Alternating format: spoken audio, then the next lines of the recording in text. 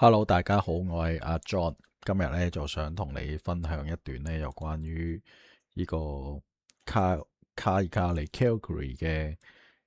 Clint Humphrey 一位牧師，咁佢就喺2026年嘅2月5號上個禮拜就喺做咗一個演講，咁演講題目係關於咩嘅咧？就關於呢個阿伯特省公投嘅問題，咁咧。咁就你可以睇下佢個英文版本啦。咁但係如果你唔想睇佢英文版本，咁我就可以用個簡單嘅 summary 總結一下佢到底講咗啲乜嘢啦。咁咧呢個就你喺 corner 位嗰度睇到佢就係當日喺度講啦。咁我哋好啦，開始講啦。今日係2026年嘅2月13號。咁其實係一個基督徒嚟講，點樣睇呢個問題呢？咁作為一個教會，唔係我哋，如果我覺得教會就唔應該直接去參與黨派嘅活動，而同埋阿伯特省公投運動呢件事，亦都唔係一個政黨嘅運動，呢個係公民自己自發組織嘅運動，唔係去想爭取一個政權，而係去為咗大家公眾嘅利益去爭取更好嘅未來。呢個就係阿伯特省公投嘅基礎概念。咁喺基督徒嘅諗法去思考嘅話呢，我哋基本上佢有幾個大體嘅概論啦，就係、當然基督教或者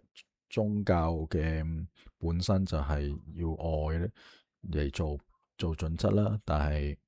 係聖經，咁我哋再諗下聖經點教導我哋呢？咁其實如果去喺個公民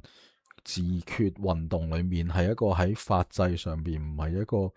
用一個推翻政府嘅意思，而只不過係一個我哋要爭取未來有更好嘅制度去管治我哋嘅國家嘅時候，咁呢個又有咩錯呢？呢個係值得去支持嘅概念嚟嘅。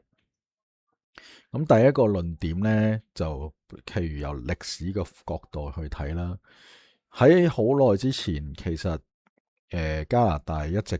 係西部嘅省份，一直有一個概念呢，或者都係一個現實嚟講呢。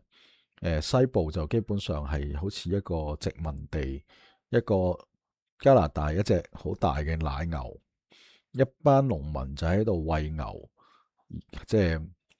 但係呢，另外一邊就喺將嗰啲牛奶揸走佢。呢個就好顯然到咧，呢個其實呢幅漫畫咧就喺1915年就已經發表噶啦。咁所以咧，其實呢個阿伯特省或者西部省份嘅人覺得佢自己唔係屬於呢個國家，係好早嘅時間已經有呢個概念，甚至乎係阿伯特省成立之後咧，都係覺得自己好似係一個殖民地。咁所以咧。就其實呢件事都係100年以上嘅歷史嚟嘅。咁當然同埋有呢個1982年嘅 NEP 國家能源計劃，其實喺加拿大就算80年代初個經濟好差嘅時候，呢個上一任嘅杜魯多，即係老杜魯多咧，推行呢個將佢喺阿伯特省啲油咧就限制咗，一定要喺內銷。咁令到基本上嗰個當時有10年嘅時間咧，Alberta 省嘅經濟一落千丈，係好差，好多人失業，個工業完全係崩潰。咁所以當時候先出一個叫 Reform Party。咁咧 Reform Party 嘅背景就係我哋希望當時嘅最好嘅可以去議政嘅人去到 Ottawa 去參與加拿大嘅政治，解決我哋呢啲問題。但係喺過去25年嚟講咧，呢個問題係都冇解決到。當然啦，我哋華人，譬如喺溫哥華嘅、喺多倫多嘅，就唔會留意到個國家有啲咁嘅問題出現啦。但係其實呢個問題係根本上一直都係存在。咁其實如果統計啲數字咧，由2000年到2003年，大概23年時間，每年都有200到400億，差唔多總計咧就5000幾億，包括大部分嘅錢都係 Alberta 啦。咁 BC 省都可能佔咗15%到20%，即係我哋都其實捐輸咗，係我哋本身做捐輸咗嘅錢，係 BC 省嘅錢捐咗去俾渥太華，唔知佢點使。咁但係咧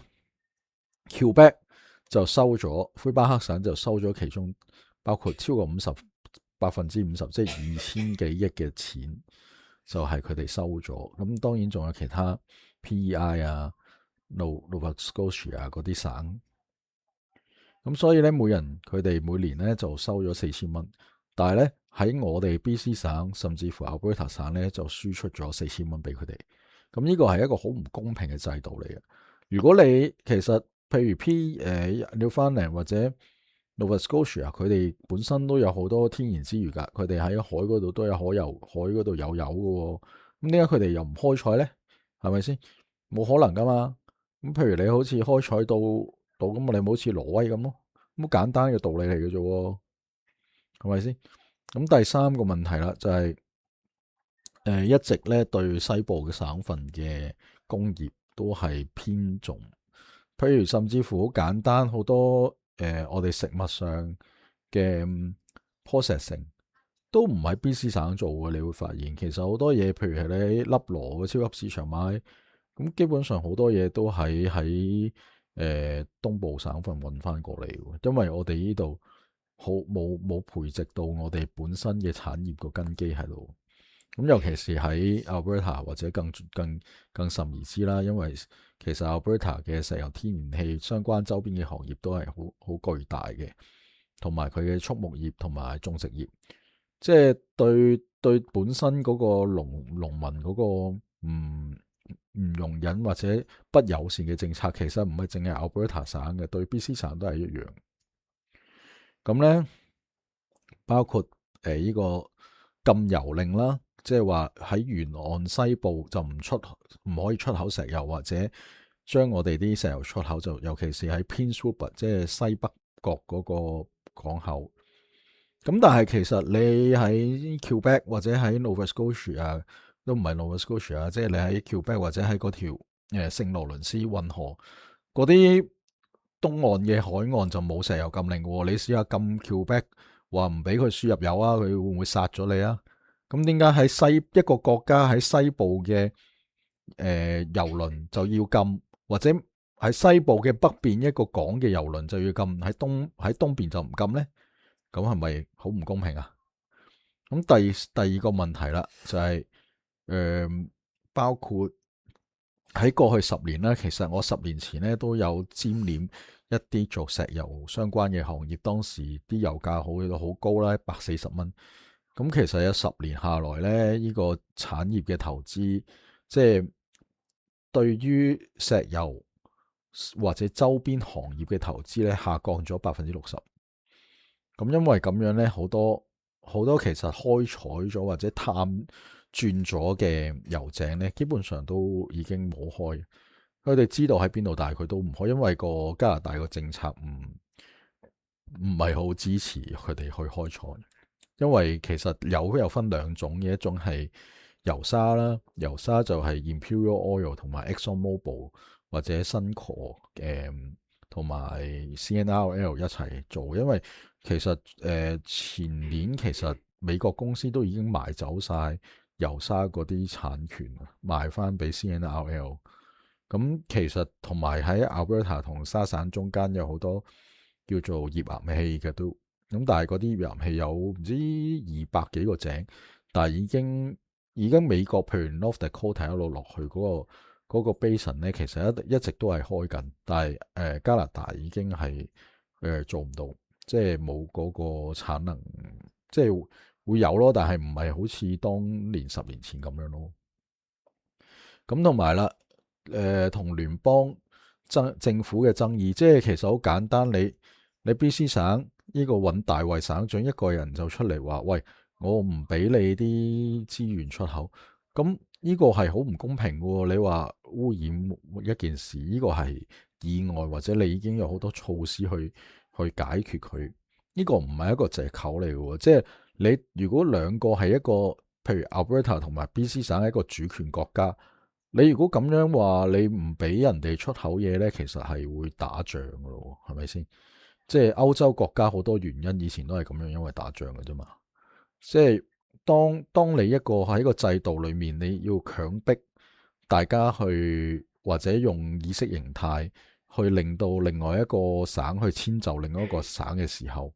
咁咪變咗唔公平咯。咁你更加令到出嚟嗰個問題更加加深咯，個裂痕係咪先？咁你好簡單，你就算講我哋參議員啦，參議院我哋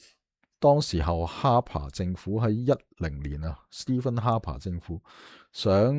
提名本身係 Alberta 嘅或者 BC 省嘅 Senator，咁但係最高法院發回翻就唔俾咯，喺個制度上都改唔到。Brian Mulroney 其實當時候1982年之後，Brian Mulroney 做咗我哋1982年憲法，到1984年，Brian Mulroney 喺 Mitch Lake 同埋 Charlottetown Accord 都係想改變個上議院，等到大家會有公平嘅機制，或者係個上議院可以比較中肯啲，嗰個真係 function 到做到佢功能，但係改唔到啊！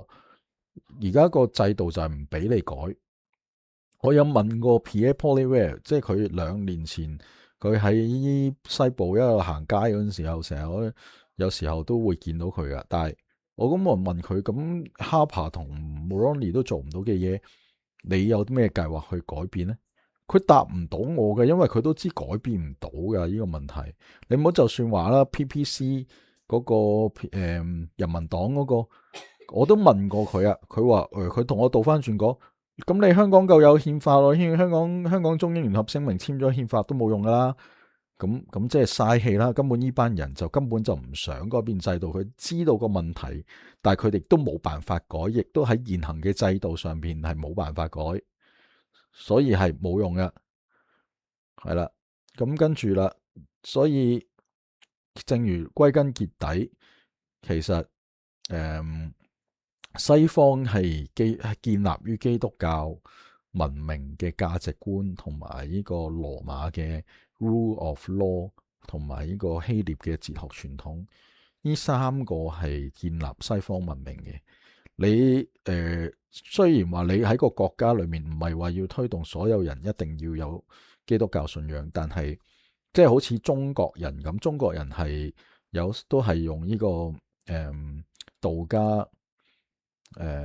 儒家同埋佛家文化三而合一。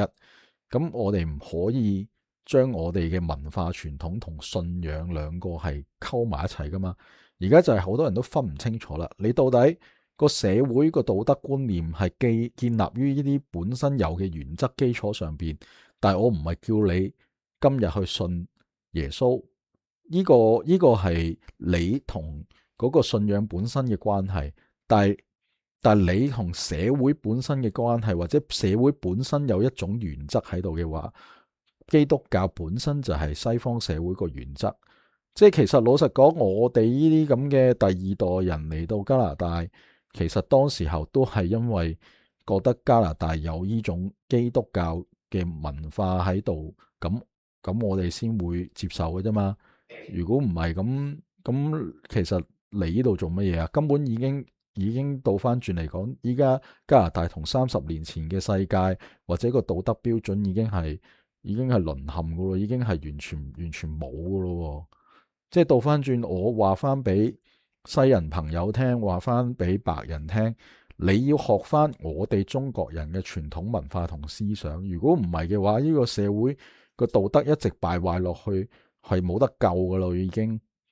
好啦，我講到呢度先。